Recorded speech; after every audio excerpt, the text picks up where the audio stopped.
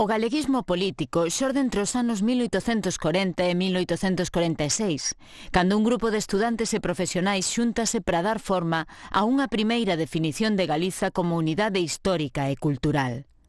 De mentalidades avanzadas para a época, traballan a prol dun sistema político máis democrático e descentralizado.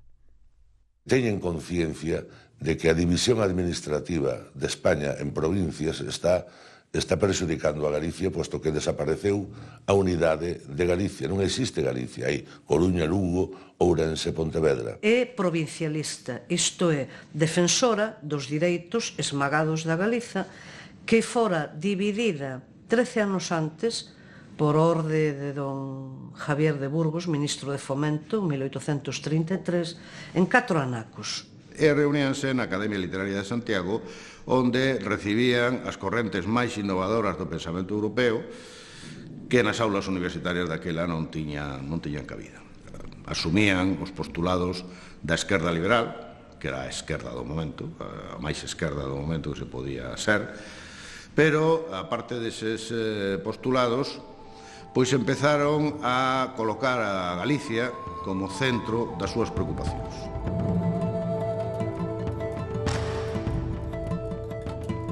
O levantamento que se inicia o 2 de abril de 1846 e no que participa como un batallón literario esta xuventude universitaria que se incorpora ao levantamento non solamente como militares, sino prestando servicios de espionaxe, servicios de propaganda, etc. Este movimento vai a estar controlado polo sector galeguista, polo sector provincialista. Eles constitúen unha xunta superior do Reino de Galicia, en donde a voz, a forza ten o presidente e ten sobre todo Antolín Faralda. Este movimento fracasa por distintos motivos, deixou unha estela de mortos, e logo, sobre todo, pola represión brutal do capitán xeneral Villalonga, que manda a fusilar en Carral a 13 oficiais, ningún era galego. Os galegos conseguiron escapar, escaparon a Portugal. Permaneceron aquí en Santiago, en Galicia, pero sobre todo en Santiago, algunhas persoas que serviron de ponte entre esa primeira xeración de provincialistas e a segunda. Estos que loitaran por unha alternativa en favor de Galicia, danse conta que é imposible neste momento manter o protagonismo político, porque eran perseguidos. E entón, eles empezan a fundar un movimento de outro carácter máis cultural, e justamente neste intre é cando se recupera o idioma.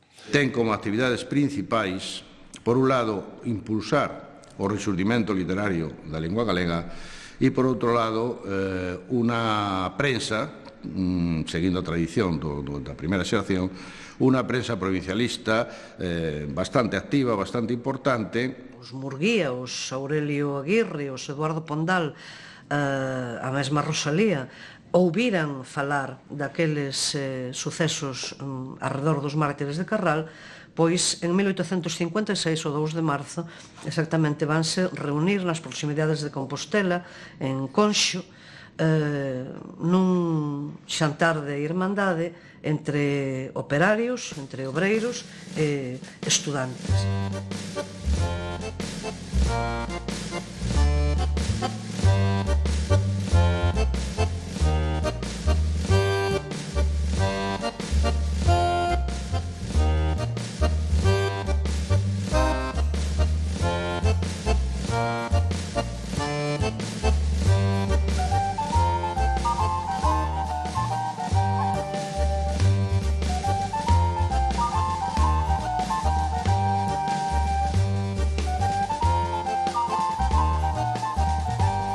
Cantares Gallegos é un libro fondamente político onde a autora, nun prólogo moi expresivo en galego, xa adianta claramente intencións fondamente rehabilitadoras e dignificadoras das clases traballadoras galegas, do direito á súa literatura, á súa cultura, á súa épica. Rosalía xa neste momento denuncia as hambrunas, as fames que Galiza ten, ou do mesmo xeito que no seu poema A xusticia pola man reivindica xa que hai veces en que os poderes públicos non actúan ao servicio da xente e que, por tanto, ela como muller se laia de que é necesario e preciso que colla a fouciña porque nin na terra nin do ceo son capaces de concederlle xustiza.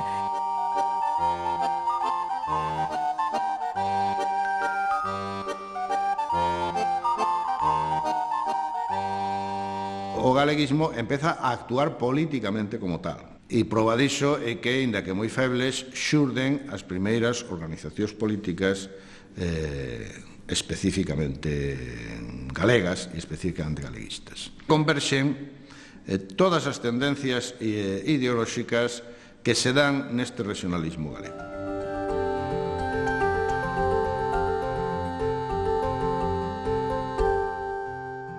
As tensións xurden rapidamente no seo da asociación e levan a esta a que, bueno, pues que desaparezca con bastante rapidez tamén. Ele é o primeiro que, á altura do ano 1864, e na introducción á súa historia de Galicia, no primeiro tomo, é o primeiro que distingue claramente entre Estado e nación. Murguía di que o Estado é unha realidade política, estrictamente política, mentras que a nación é outra cousa. A nación é unha comunidade de xente que participa dunha especie de elementos obxectivos común, unha raza, unha historia propia, unha lingua propia, e, sobre todo, unha vontade de querer ser distintos. Murguía xa deixa sentado a xénese da nación galega e o que será o concepto canónico de Galicia nación nas xeracións posteriores. Toda a súa obra histórica, literaria, ensaística, artística, etc., vai a estar enfocada xusto a resaltar estes elementos típicos de Galicia, atípicos con respecto de España, e, sobre todo, esa conciencia dun país que hai que reformular de novo. Reformulalo para que atope o seu sitio na historia. E reformulalo incluso para que, se é necesario, chegue a súa independencia.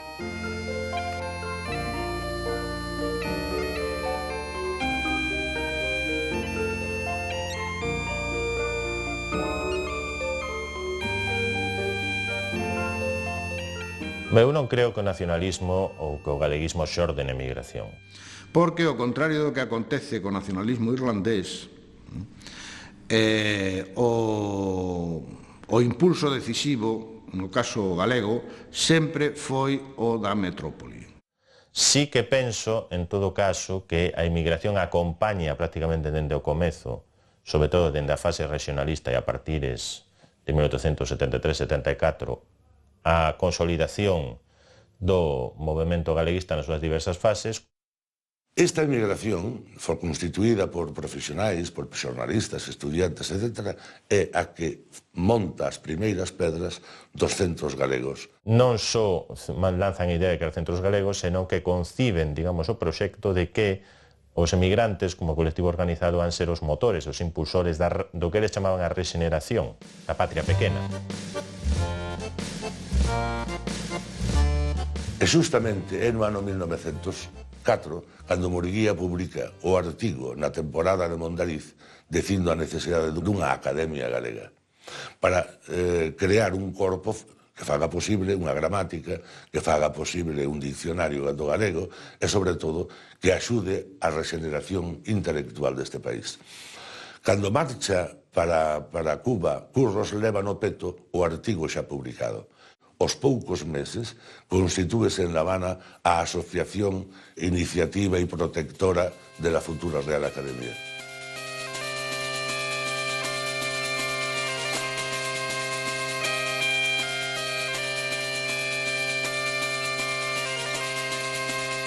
Non pode haber país sin o que podíamos chamar os símbolos dese país. A Real Academia Galega ou a Academia Galega tivo un papel decisivo na fixación de todas estas cousas. É dicir, era a única institución, como non había poder político galego, a única institución que tiña autoritas suficiente para que un símbolo pudera ser aceptado como representativo de Galicia ou non.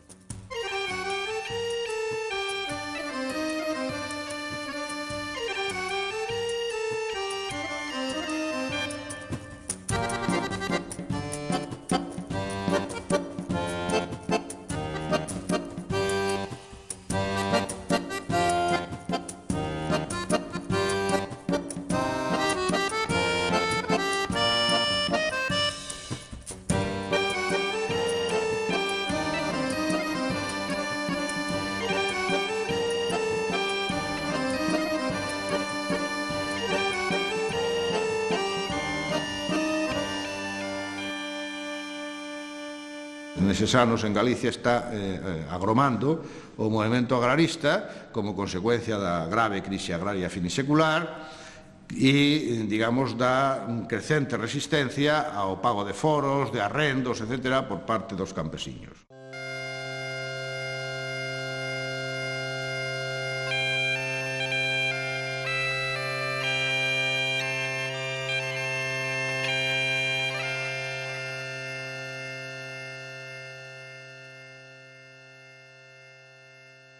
A fundación das Irmandades da Fala, Irmandades de Amigos da Fala, apadriñadas por dúas personalidades fundamentais da historia contemporánea de Galiza, Antón e Ramón Vilar Ponte. 10 días despois fúndase en Santiago a Irmandade da Fala desta cidade por converxencia dos vellos regionalistas compañeiros de Alfredo Brañas e, por tanto, de orientación tradicionalista, con xóvenes que se incorporan a ese nacente nacionalismo e que teñen unha afiliación ideolóxica moi diferente, é dicir, porque son demócratas e filos republicanos, non?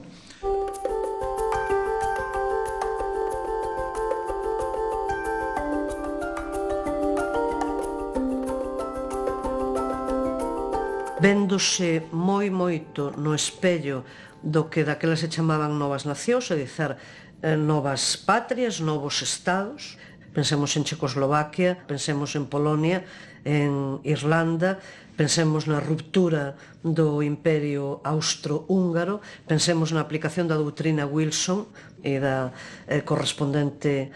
correspondente exercicio de autodeterminación dos povos e en todo o proceso que se inicia daquela tamén de emerxencia e uso público de linguas como o húngaro, o finés, o checo. Pero o importante é, digamos, o salto ideolóxico e problemático. Apróbase un manifesto programa que é a verdadeira acta do nacemento do nacionalismo galego. Porque a lei dice que Galicia non será considerada xa como rexión da nación española, sino como nación de seu. E en ese programa o que se propón é unha transformación radical do Estado español. Pasar dun Estado centralista a un Estado federal, casi confederal. Un completo programa de reivindicación galega, tanto do ponto de vista das institucións políticas como de medidas moi pragmáticas e moi directamente atinentes ao presente económico dos galegos. Por primeira vez, o galeguismo faise monolingüe en galego. Porque antes os regionalistas escribían a poesía en galego ou a literatura en galego, pero a prosa política, o ensaio, etc., en castelán, o que non deixaba de constituir unha contradición. A partir do nacemento das Irmandades da Fala, todo nacionalista galego ten que expresarse en galego.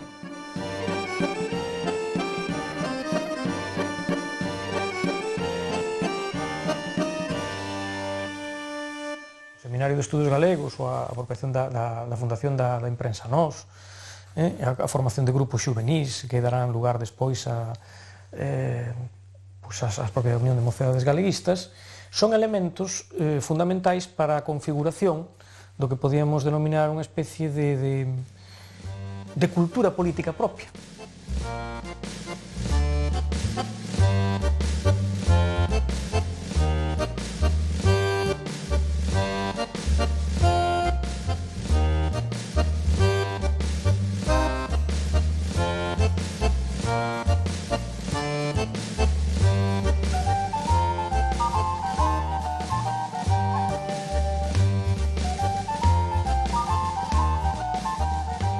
Toda esa serie de estudios que do campo, digamos, da antropoloxía, da lingüística, da historia, da propia ciencia, pois que tendo como horizonte, digamos, irrenunciable Galicia como país, como formación social, se desenvolve no seminario, digamos, está creando en grande medida pois, un fermento que nunhas condicións de maior liberdade política, como serán aos anos 30, poderá dar froitos realmente moi importantes e ao mesmo tempo serve, eu diría que tamén de elemento cohesionador de toda esa xeración intelectual.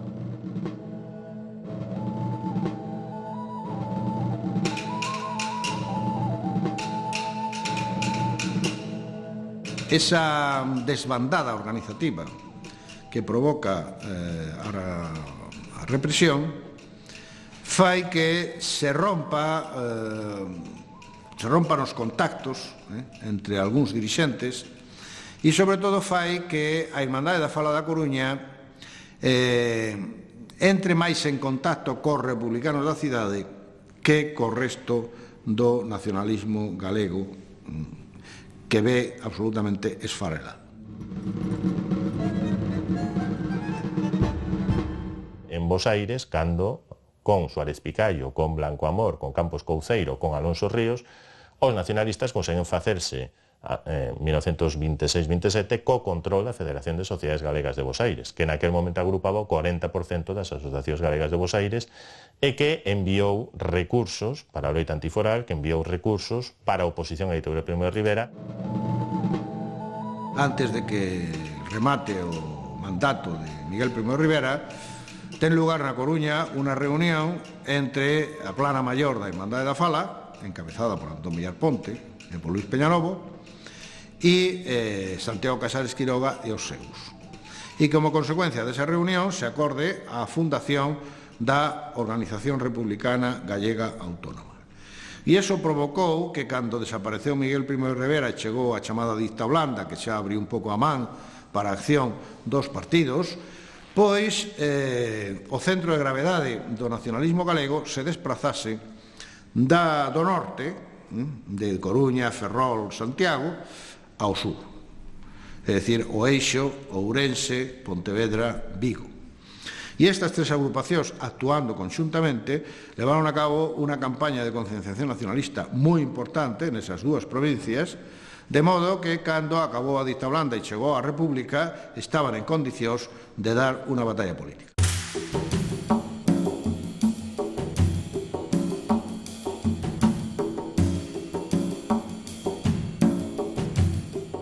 realmente creou unha vaga de expectativas inmensas, enormes, para o conxunto da populación galega, no? Porque por primeira vez, entre outras cousas, se abría a posibilidade, digamos, de materializar arelas de democracia, de liberdade, pues, longamente arrombada. Por tanto, foi un regime que, digamos, suscitou un grande interese e podemos decir que en segmentos relativamente importantes un grande entusiasmo e unhas grandes expectativas de millora en todos os aspectos incluso para segmentos moi amplos da sociedade galega, tanto, insisto, galeguistas como non galeguistas, tanto cultos como non cultos, tanto de clase alta, media como baixa.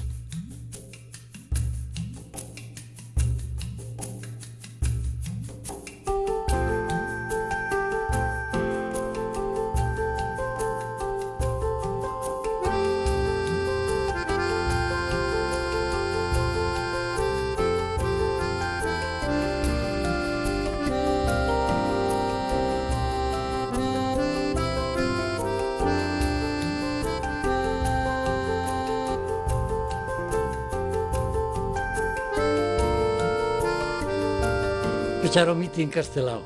Eu tiña unha inclinación xa cara ao galeguismo, pero sobre todo a maneira de falar de castelao tan sinxela, tan humana, tan, como dixo Fole cando coñeceu, tiña unha voz tépida e doce, xera Fole.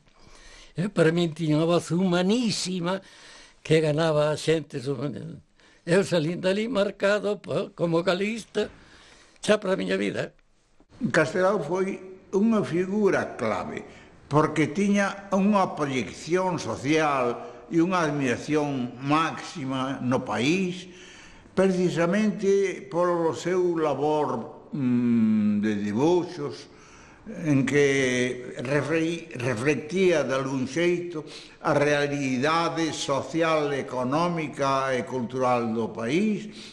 En todo caso, eran 4 persoas dispostas a loitar nese proceso constituinte da Segunda República por cumprir o obxectivo fundamental do nacionalismo galego dese momento, que era a obtención dunha república federal. E, polo tanto, a constitución dun Estado galego, por primeira vez, Estado galego federado aos outros estados dentro desa república.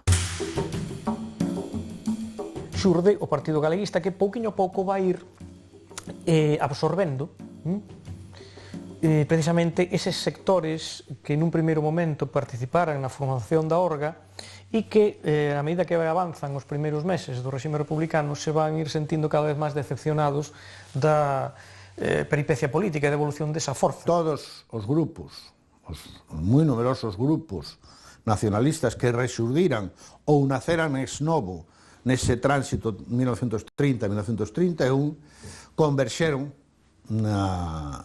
nese proceso de reunificación prácticamente sin excepción alguna. Eu pertenecín ao chegar a Santiago de Compostela ao grupo galeguista que entonces existía, e cheguei a ser secretario dese grupo, do que era presidente Ángel Casal, editor de Nós, pero ao ir o grupo á Asamblea de Pontevedra, naturalmente incorporeime como os demais militantes a disciplina do novo partido. A aparición do Partido Galeguista é realmente un punto de inflexión na historia do nacionalismo galego. O Partido Galeguista herda e asume a tradición democrática das Irmandades da Fala, de maneira que ten un funcionamento interno profundamente democrático. Había moderados hasta nacionalistas radicales, había homes de dereita hasta xentes de esquerda, de maneira que chegouse a un punto de consenso en Pontevedra onde se incidiron representacións de toda Galicia e ali constituíuse o Partido Galeguista con unha declaración de principios que foi o norte que a guiou mentras permaneceu en vixencia.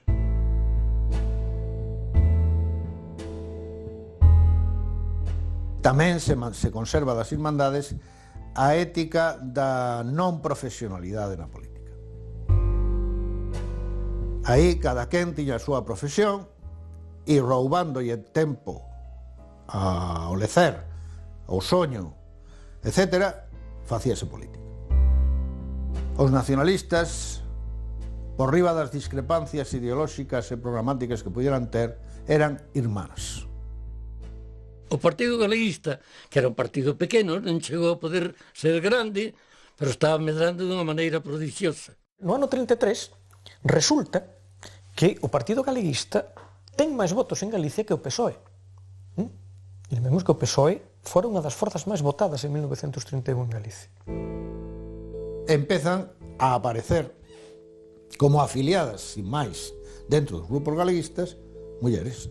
Mulleres que chegan a constituir ao final do proceso pois, un 10, un 12% da afiliación total do partido. E mulleres que son de toda a condición social.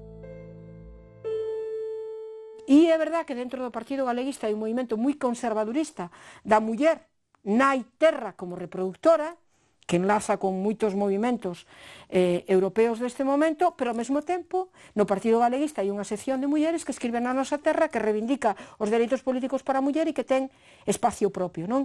Só fican ausentes do universo social do nacionalismo galego as clases altas. Que nos indica isto? Pois, lóxicamente, que o Partido Galeguista comezaba nese momento a facer realidade aquel vello soño de contar, digamos, con un corpo social, digamos, representativo dos diversos segmentos da sociedade.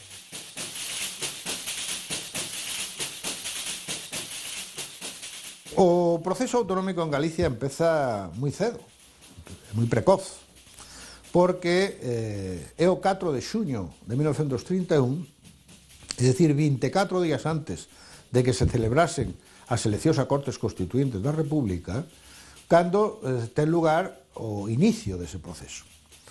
Un inicio que ten forma de asamblea de forzas vivas, de forzas políticas, convocada na Coruña pola Orga. E aí se presentan distintos documentos. Os que máis interés teñen son dous. Unas bases moi breves que presenta a propia Orga, que non son un texto articulado, e un proxecto articulado, moi elaborado, que presenta o Seminario de Estudos Galegos, é dicir, que presenta o nacionalismo. O primer anteproyecto do Estatuto de Galicia o fixera o Seminario de Estudos Galegos, área de Ciencias Económicas, Sociales e Xurídicas, redactada fundamentalmente por Lois Tobío e por Carballo Calero, pero en eles colaboraba Núñez Búa, colaboraba Valentín Paz Andrade e colaboraba tamén Bóveda. Era un documento moitísimo máis avanzado que logo, por razóns políticas, efectivamente, hubo que negociar. Cando a Constitución se aproba, resulta que ese texto é inservible en moitos aspectos, porque partía dunha premisa falsa, que a República ia ser federal. E a República non é federal. Esta fórmula, no, que despois, digamos, cristalizaría no que se deu en chamar Estado integral, non colmataba ni moitísimo menos as aspiracións dos galeguistas. Castelao, pois, se dirixe a unha serie de persoas que sabe que son, bueno, pois partidarias da autonomía de Galicia, ainda que non sexan ni nacionalistas, ni siquiera de esquerdas, moitas, e unha desas persoas as que se dirixe acaba, digamos, tomando a iniciativa e levando adiante. E é unha persoa pois que era na que menos se podería pensar. Era un concelleiro de Santiago de Compostela, que saía elexido nas eleccións de 12 de abril do 31 nas listas monárquicas, por lo tanto que era moi conservador, pero que, sin embargo, como algúns de dereitas en Galicia, era galeguista. Era galeguista, que e sobre todo, si Cataluña iba a ter autonomía, por que non iba a ter la Galicia igual? Ese señor chamábase Enrique Rajoy Leloup, un avó de don Mariano Rajoy, que non lle transmitiu ao seu neto eses xenes galeguistas e autonomistas, pois con cousas das leis de Mendel, non? 300 e pico de concellos asisten a reunión, a convocatoria do Concello de Santiago e acordan o Estatuto de Galicia. Consideraba que era un primeiro paso, un adianto do programa que tería ulterior desenvolvemento. Pero en realidade o Estatuto non era maximalista para os galeguistas, era un medio de empezar, de darlle comezo a un proceso de autodeterminación. As dereitas cada vez máis organizadas exercen presión pública, presión social en todos os aspectos en contra, digamos, das arelas autonomistas, en contra do galeguismo, no seu conxunto. A medida que o clima político se vai enrarecendo, debido, digamos, ás convulsións, digamos, sobre todo sociais da época, os conflictos laborais, etc., que hai por toda parte, e aquí en Galicia tamén, teñamos en conta que é un período de movimentos de greves, de movimentos folguísticos profundísimos, durísimos, no mundo do mar, por exemplo, unha folga da Construción da Coruña, movimentos igualmente digamos, sociais en Vigo e en outras cidades, un momento, digamos, de grande convulsión, de agudización da loita de clases. As eleccións de novembro do 33 gaña a dereita, xa recomposta, xa recuperada do mazazo que foi o advenimento da República. Son forzas cuxa misión fundamental durante o chamado Bienio Negro, 1934-1935, en que están no poder, va a ser precisamente a demolición sistemática de toda a obra reformista do primeiro bienio, emprendida no primeiro bienio pola coligación republicano-socialista e os seus aliados, que estaban tamén os galeguistas. Lembremos que incluso personaxes galeguistas como Bóveda ou Castelán va a ser obxecto de represión, xustamente a propósito, precisamente, por relación presunta con eses feitos, digamos, de outubro de 1934, son desterrados a Badajoz e a Cádiz. Queda moi claro, como digo, para a dirección do Partido Galeguista que coas dereitas non había autonomía posible. E que, polo tanto, a única posibilidade de autonomía para Galicia sería unha alianza coas esquerdas españolas que devolvese a estas esquerdas ao poder e que, con elas no poder, se reanudase o proceso autonómico. Aliuse coyunturalmente, circunstancialmente con outras forzas para loitar na defensa do Estatuto de Autonomía de Galicia. E xa ao final do Bienio Negro, cando xa están convocadas as eleccións a Cortes para febreiro de 1936, o Partido Galeguista negocia a entrada no Frente Popular, exixindo que no pacto do Frente Popular a escala galega se introduzca un compromiso, o compromiso de que, en caso de victoria, se convocaría inmediatamente o referéndum do Estatuto de Autonomía. Os galeguistas van ir integrados nestas candidaturas, concorrerán ás eleccións de febreiro do 36 e voltarán a ter, como uns anos antes, representación parlamentar. O principal foi que desta vez sí se cumpriron os compromisos e que, se convocou o referéndum para o 28 de xullo de 1936.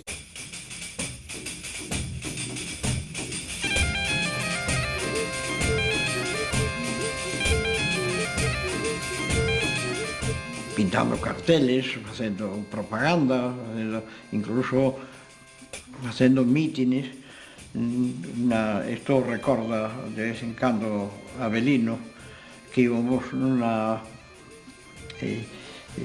camioneta da basura do Concello que recolle de Santiago.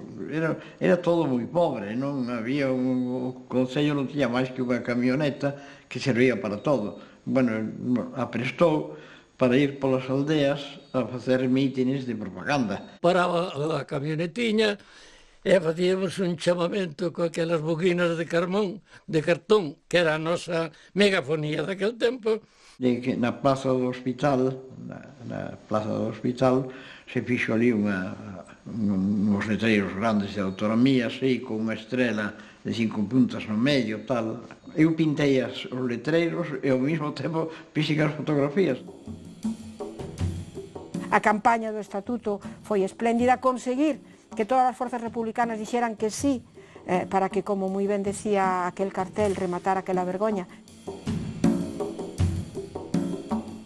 A rapaza que lle está dando de comer a vaca con o señorito que está, que ten un significado extraordinario económico do que é Galicia, do que sigue sendo Galicia todavía. Recorrimos o país inteiro, de Punta Cao, desde a Beira-Mar hasta as montañas do interior. Castelao nos dixo, bueno, o dibuixo 46 da páxina tal, que é o que ten o fragueiro aquel co machado e os rapaces, e está dicindo, rapaces, a nosa terra non é nosa. Entonces Castelao dixe, bueno, poñedes o dibuixo, pero en lugar de poñer que a terra non é nosa, poñedes, para que a terra sea nosa, vota o estatuto. E esta liga quer facer presente nestes intres a súa gran satisfacción, podendo radiar a toda Galicia que espera de Gorante unhas verbas sempre interesantes e sempre novas e cordiales de Alessandro Bóveda. Este home privilexiado, o que logrou personificar de xeito incomparável os aspeitos máis outos do ideario galeguista. E isto é Bóveda, claridade magnífica, visión fonda e serea por os problemas máis outos e urxentes da nosa terra, e vontade, unha vontade de ferro que sabe chegar ao sacrificio para defendela con amor e con esforzo. Realmente hubo movilización da Frente Popular para o estatuto se aprobar, mas tamén hai que dicer que non houve ningunha reclamación relativa aos resultados e que nin sequera as forzas de ultradereita, de Calvo Sotelo, por exemplo, fixeron propaganda negativa. E con estas, pois, estaba cumprido o segundo trámite previsto na Constitución. O estatuto é presentado ás Cortes Republicanas, precisamente, non é presentado ás Cortes, foi presentado ao seu presidente para este o tramitar, Martínez Barrio, xustamente no día 16 de xullo de 1936, en que, digamos, os deputados galegos tiveron tamén unha audiencia co presidente da República na altura, Manuel Azaña. E esta viaxe, para algúns, pois case supuxo salvar esa vida, pero para outros non. Por exemplo, Ángel Casal, alcalde de Santiago, retornou despois do acto a Santiago xusto o 17 de xullo e pois aquí o colleron e aí en Cacheiras o mataron. E naturalmente o Estatuto Galego xa non poido ser nin admitido a trámite, digamos, xa directamente polas Cortes, é dicir, debatido, nin posteriormente aplicado. Inda que no exterior seguiron funcionando máis ou menos con carácter oficioso, en realidade o proceso quedou truncado.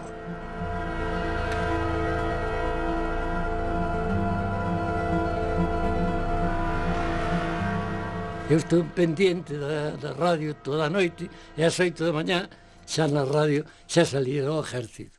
Unha catástrofe para o propio galeguismo político verse privado das súas figuras máis representativas e de boa parte dos seus dirixentes.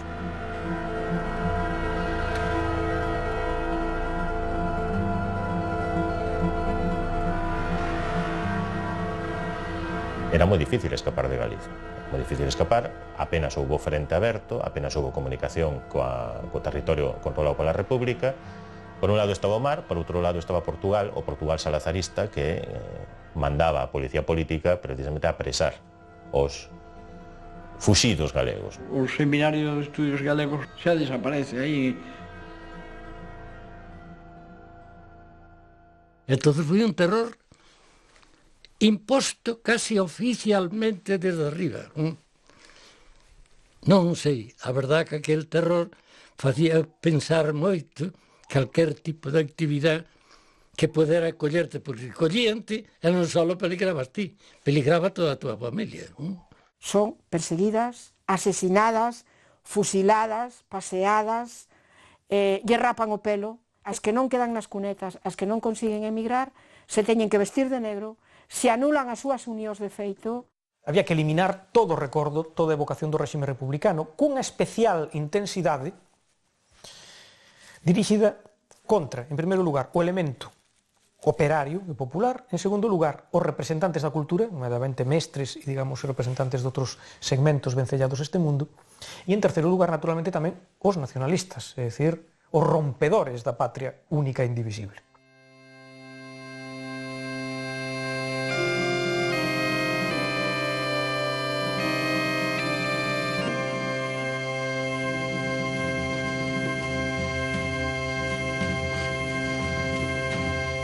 Castelao adquiriu durante a guerra e despois da guerra un enorme prestixio na España republicana grazas aos seus álbumes de guerra, que ademais foron publicados pola CNT, o cal non era pouco. Converteuse nunha personalidade respectada por todos os galegos do exilio, precisamente por representar o compromiso ético do galeguismo coa causa da liberdade. Él mismo decía que actuara políticamente por servicio ao país, porque era un home integralmente entregado a Galicia. Ten unha visión de migración que vai ir mudando, sobre todo nestes anos de posguerra, para vela non necesariamente só como unha desgraza para Galiza, senón como a súa grande esperanza, porque os emigrados eran o pobo galego que sí se podía pronunciar democráticamente.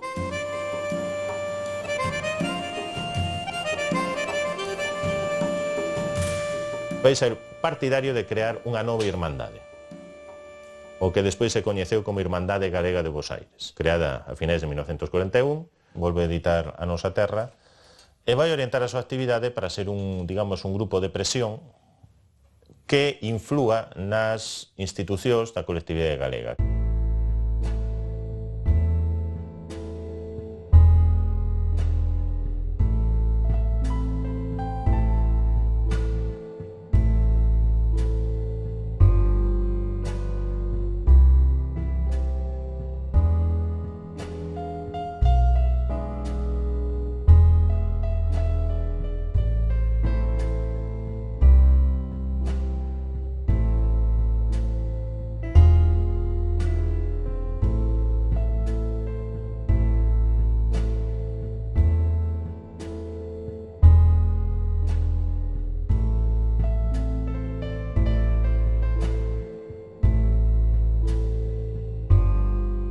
O Partido Galeguista actuou intensamente na clandestinidade no orde político e tuvo relación con todas as forzas da resistencia. Del Riego, Isla Couto, Ramón Piñeiro, xente que era moi nova, que tiña nese momento pois escasamente os 30 anos, 20 e tantos, e algún dos persoeiros que aínda estando pois castigados e marxinados pois estaban en liberdade. Poñamos por caso don Ramón Otero Pedrallo, Ramón Cabanillas, Gómez Román, o arquitecto, que reorganiza o Partido Galeguista no período fundamentalmente entre o 43 e o 45, final da Guerra Mundial.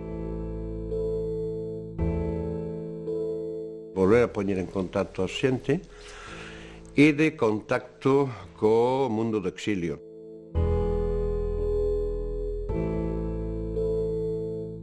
A partir do 44, cando está próxima a final da Guerra Mundial, os galeguistas van priorizar ou van dar prioridade a unha estrategia de entendemento cos nacionalistas vascos e cataláns, que cristaliza, como sabemos, nunha reactualización do Galeusca, e sobre todo na creación do Consello de Galiza. Non podía ser un goberno galego no exilio, pero si aspiraba a ser un organismo fideicomisario segundo a fórmula artellada no seu momento por Lois Tobío. Ese Consello de Galiza é o que vai xestionarse unha vez que xa o goberno republicano no exilio está en París, porque xa foi liberado París, xa foron derrotados os nazis, pois vai xestionar que entre unha representación forma parte do goberno republicano no exilio, e é cando entra Castelao. Unha experiencia que para él, en particular, resultaría máis ben amarga, non? Na medida en que lle tocou presenciar xa, digamos, as tirapuxas, desencontros, etc., e deslealdades, digamos, dos diversos segmentos republicanos en descomposición. Ábrese un horizonte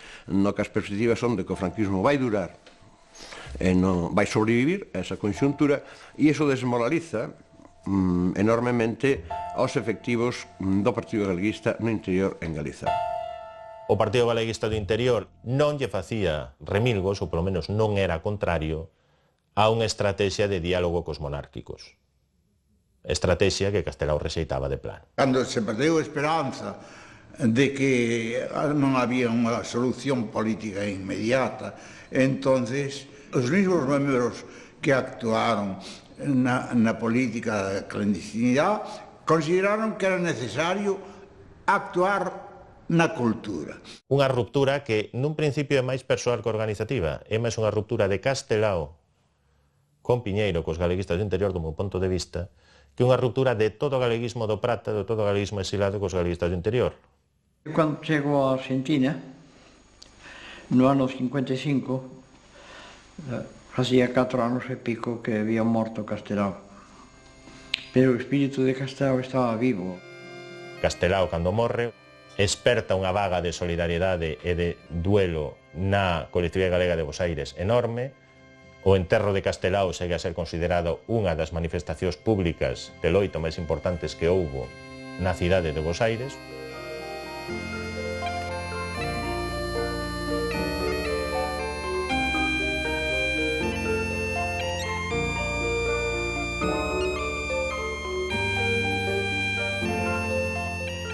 A pesares desas previsións pesimistas de Castelao, algúns novos galeguistas tamén van xurdir dentro da colectividade galega de Bos Aires. Van xurdir eses novos galeguistas, moitos deles fillos de galegos, pero tamén algún novo inmigrante, o caso de Antón Moreda. Para nós sempre Galiza era a Biblia, e sobre esa Biblia falábamos e discutíamos. Funda en 1953 as Mocedades Galeguistas, experimentou breve, pero creo que definidor desa nova xeración.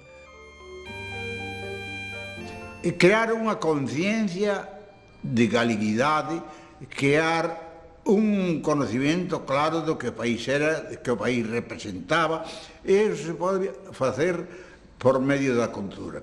E así se crearon instrumentos máis ou menos vulnerables durante unha época, e os resultados están á vista. É dicir, se non existise ese movimento cultural intenso que tuvo continuidade en xeracións posteriores, non existía o sentido de respeto á cultura e ao idioma e identificación cos problemas de Galicia que se posee en xeral.